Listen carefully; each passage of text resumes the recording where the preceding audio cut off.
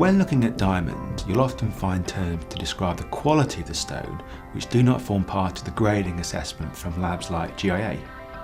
In this video we're going to look at one of these in particular, known as hearts and arrows. As we explained in our diamond cut video, when the main grading labs assess the cut grade of a diamond, it is worked out using an average of 8 facets on the pavilion of the stone and 8 facets on the crown, together with a table facet.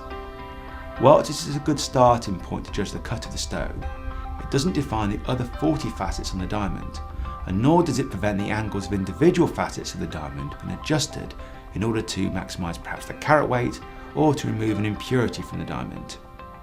Hearts and arrows looks at the optical symmetry of the stone, i.e. making sure that every group of facets is positioned at exactly the same angle on a round brilliant cut stone. This isn't to be confused with the symmetry grade of a diamond, which is something quite different. This is where the corners of each facet meet. The term hearts and arrows comes from the pattern displayed on a perfectly cut stone with perfect internal optical symmetry when viewed using a special viewer.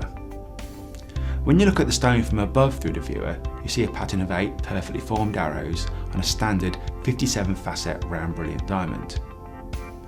When we view the stone from the bottom, we see 8 perfectly formed hearts. Now, nothing is different about the number of facets compared to any other round brilliant stone. There are still 57 facets on the diamond. It just means that every facet is cut to the same angle, creating perfect internal optical symmetry. A common myth is that a diamond that is known as triple excellent, which means it has excellent cut, excellent polish and excellent symmetry, will also display hearts and arrows pattern. Unfortunately, this is not the case. As you've seen, these grades are based on an average of certain facets, so they don't look at the optical symmetry. If we look at these two stones as an example, the diamond on the left of your screen has been perfectly cut, so that it not only is triple excellent, but it also has perfect hearts and arrows. The stone on the right is also triple excellent, so it has been cut to a very high standard, but it doesn't have perfect optical symmetry. In this particular example, the hearts and arrows diamond has evenly distributed fire and sparkle, whereas the non-hearts and arrows is actually still very sparkly in patches, but in some areas it perhaps lacks a little bit. If we switch to a lighting type where we can judge the pattern brightness of the same two diamonds, you can see that the hearts and arrows stone is a little bit brighter than the other triple excellent diamond. Now we can isolate the fire of the diamond. The term fire describes the flashes of colour that you see when the white light is refracted into the colours of the spectrum when the stone is moved through the light.